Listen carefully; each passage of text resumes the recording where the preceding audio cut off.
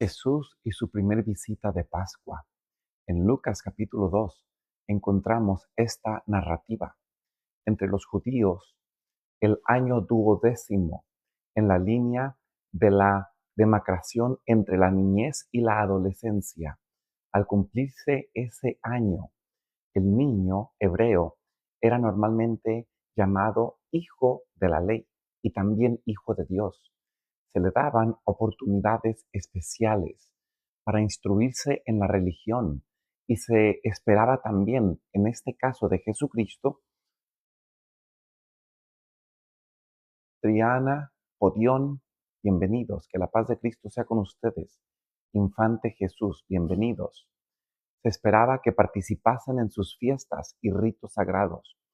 Jesucristo, hemos visto los últimos días acerca de su niñez, su nacimiento, pero ahora Jesucristo se narra en Lucas 2 cómo él iba a tener su primer visita de Pascua, pues él había llegado a los 12 años.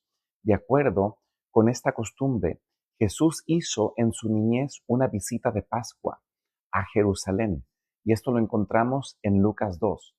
Como todos los israelitas devotos, José y María subían cada año para asistir a la Pascua, y cuando Jesús tuvo la edad requerida, le llevaron también consigo con los padres.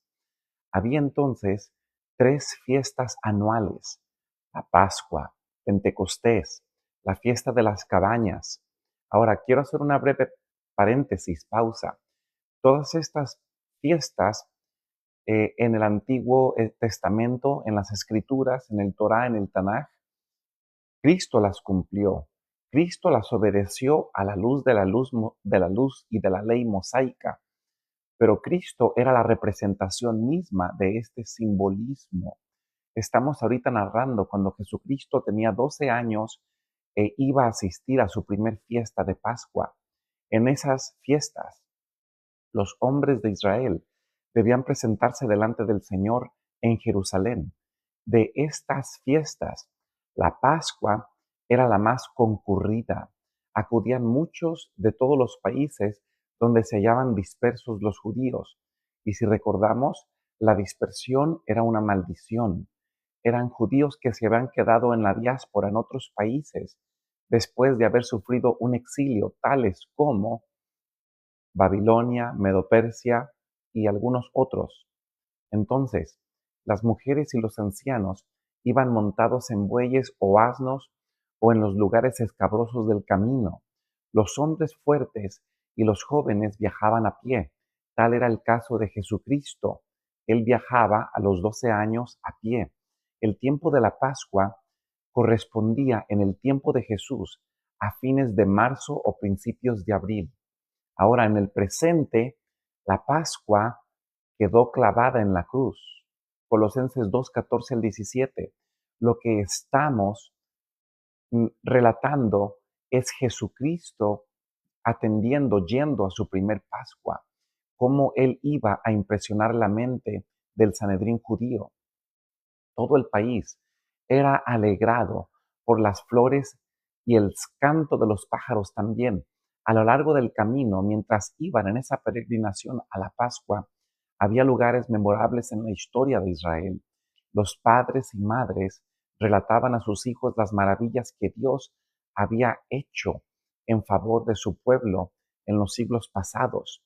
Quiero recordarles a todos ustedes de que la Pascua era una sombra de Jesucristo, pues Jesucristo mismo la había instituido. El mismo corderito de Pascua simbolizaba a Jesucristo. Él cumplió la Pascua. Jesucristo es vuestra Pascua para todo aquel que tiene y experimenta el milagro de la fe. Ahora, habían hecho ellos favor de su pueblo al ser elegidos por Dios en el tiempo de Egipto hasta la encarnación de Jesucristo. En los años pasados, ellos se habían visto amenazados por la opresión egipcia. Su creador les libera, ellos salen con mano fuerte. Todo esto era una sombra. de lo que Jesucristo vendría a ser. Mientras ellos viajaban con cantos y música, cuando por fin entonces vislumbraban las torres de Jerusalén, todas las voces cantaban triunfante la estrofa que sigue, y esto se encuentra en Salmo 1:22, también Salmo versículo 2 y 7. En tus atrios descansarán nuestros pies, oh Jerusalén. Reine la paz dentro de los muros y la abundancia en tus palacios. Ahora recordemos de que Jesucristo, cuando Él entró a este segundo templo, en Él se cumplieron las profecías de Ageo 2, 7 al 11, en donde la segunda casa y su gloria sería mayor que la primera que construyó Salomón. La observancia de la Pascua empezó con el nacimiento de la nación hebrea, la última noche de servidumbre en Egipto, cuando aún no se veían indicios de la liberación. Dios les ordenó que se preparase para una liberación inmediata. Él había advertido al faraón del juicio final de los egipcios e indicó a los hebreos que reuniesen a sus familias en sus moradas, habiendo entonces despejado los dinteles de sus puertas con la sangre del cordero inmolado. ¿Lo recordamos? Esto se encuentra en el libro de Éxodo. Lo que sucedía entonces, ellos ponían la sangre simbólica del cordero que protegería su casa. Habían de comer el cordero asado, con pan sin levadura, hierbas amargas. Así habéis de comerlo, dijo. Ceñidos vuestros lomos, vuestros zapatos a vuestros pies, a vuestro bordón en vuestra mano, lo comeréis. Apresuradamente es la Pascua de Jehová. Esto lo recordamos que está en Éxodo 12, versículo 11. A la medianoche, entonces, doy la bienvenida a Jaime. A la medianoche, entonces, doy la bienvenida a Jaime. A que la paz de Cristo sea con ustedes. Pedro, Bonifacio, Mati, Audino. Entonces, se les había dado la orden, salid en medio de mi pueblo, e id servid a Jehová. Los hebreos salieron de Egipto como una nación independiente. El Señor había ordenado que la Pascua fuese observada cada año. Quiero dar la bienvenida a María Muñoz, Kobe Gris, Jaime 12.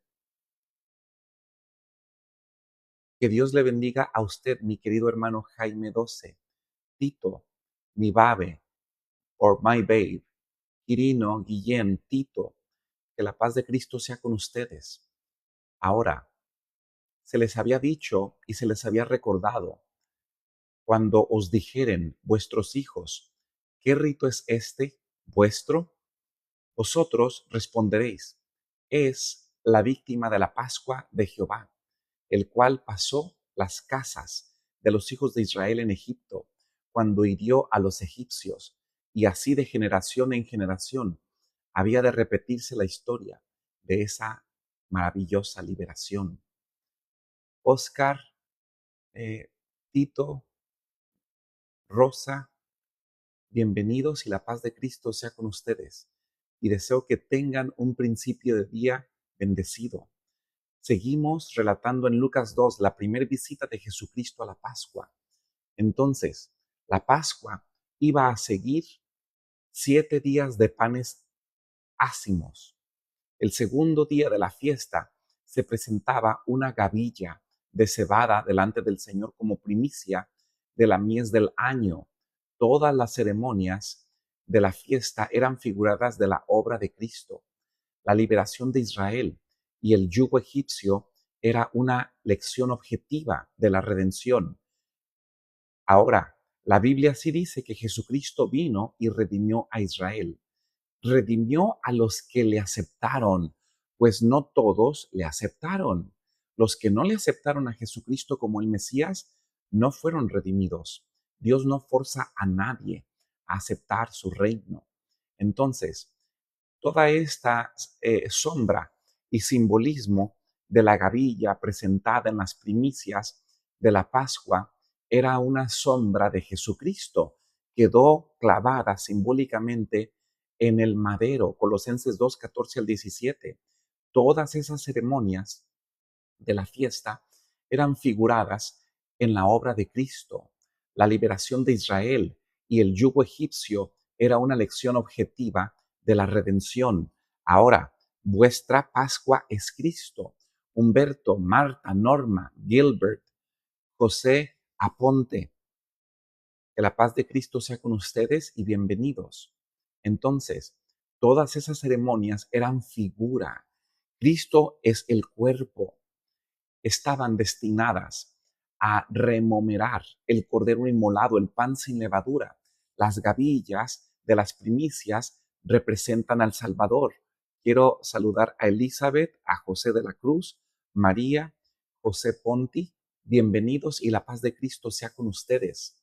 Entonces Jesucristo se preparaba para ir a su primer fiesta a los 12 años de Pascua, pero la mayor parte del pueblo que vivía en los días de Cristo, la observancia para esa mayor parte de esa fiesta había degenerado el formalismo, es decir, veían solamente el ritualismo, la rutina, la oscuridad de esa generado el formalismo, es decir, veían solamente el ritualismo, la rutina, la oscuridad de esa sombra en esa gran fiesta. Pero, ¿cuál era su significado para el Hijo de Dios, para Jesucristo? Esta es la verdadera pregunta.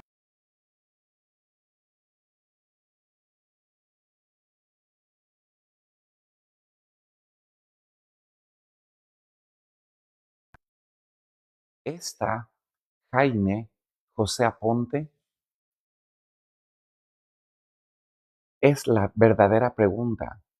¿Cuál fue su significado para Jesús?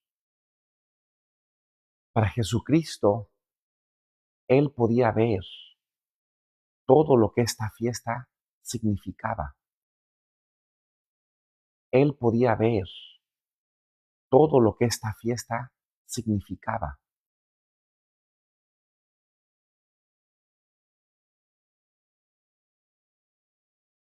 Vamos a continuar con parte 2.